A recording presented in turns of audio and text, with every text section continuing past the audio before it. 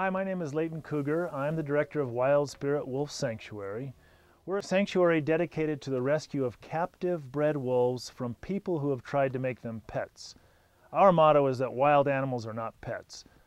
Our mission is to rescue wolves from people who have tried to make them pets, give those animals a permanent lifetime sanctuary, and then use our sanctuary as an educational facility to help educate the public about the wolf, about the dilemmas of people trying to own a wild animal, and about the wild wolf.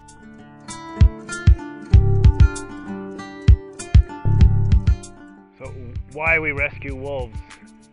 Today, with the internet especially, it's easy to buy any exotic animal. Wolves tend to be one of the most popular wild animals that people want to buy because they appear to be like dogs.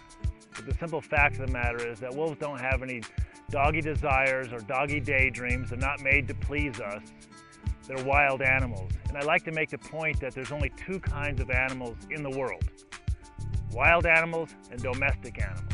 Every day we get phone calls and emails of people wanting us to rescue their wolf from them because they finally discovered that what they thought was cute and cuddly grew up to be a wild animal. And what happens to those animals? There's usually no other choice. Euthanasia is going to be the choice.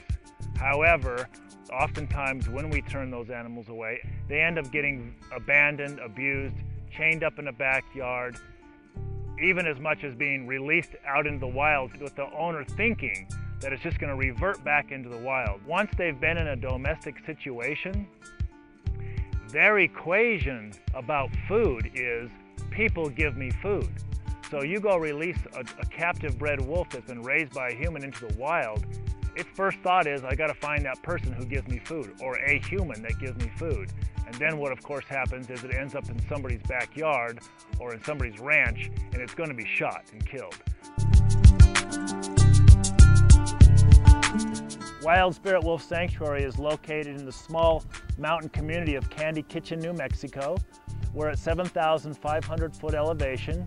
We've got 3 or 4 different kinds of trees that grow in our community. We've mostly pine trees, some oaks, and a few aspens.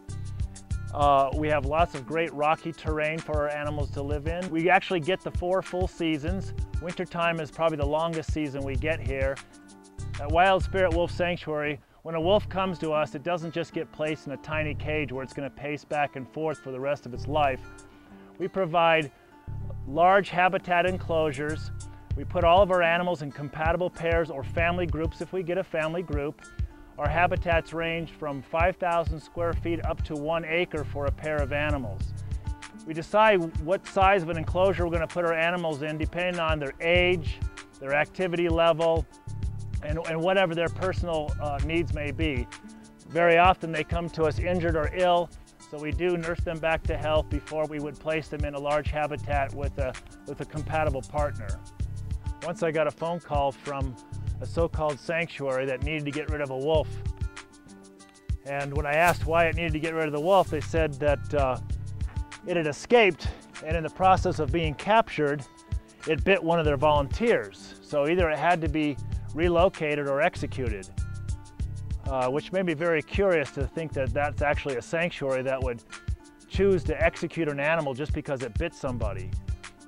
You know, if an animal here at Wild Spirit bites somebody, it's because that's what wolves can do. And there's no way that we're going to execute it or try to relocate it just because it did something that it very naturally would do, especially in a capture situation where they're very frightened.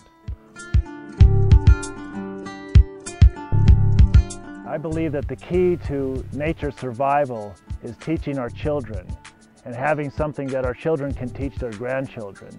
At Wild Spirit Wolf Sanctuary, we believe that education is paramount. So we work diligently to get into the public school systems, public libraries, groups, clubs, organizations, and teach about nature, about the wolf, and about the wild. I spend a lot of time in the public school system, and I get an opportunity to meet hundreds, if not thousands of kids every year. We're able to teach them a little bit of wolf behavior because they get to see that firsthand up close. And it's just really, in a lot of ways, it's a miraculous experience for a lot of kids. I know if I saw a guy like me come into the classroom with a big black and silver timber wolf when I was in elementary school or junior high, I would have said, wow, I want to be like that guy. I want to do that job. Often I'll ask kids, have you ever taken a walk in the woods? Oh yeah, hands go up. Sure, I've been in the walk woods. Well, have you seen a bunny rabbit? Sure. Have you seen a squirrel? Yeah. How about a deer? Sure. Have you seen a wolf? No.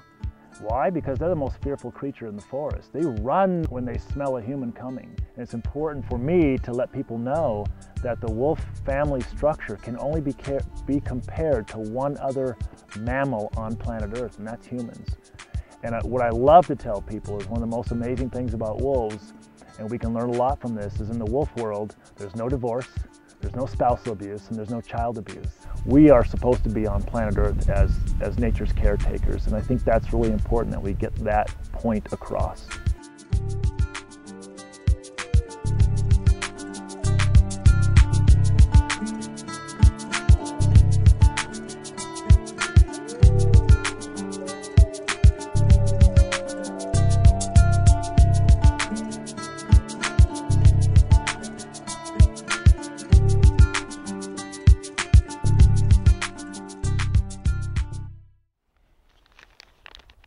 It's a piece of paper. You can't have it. You can't have it.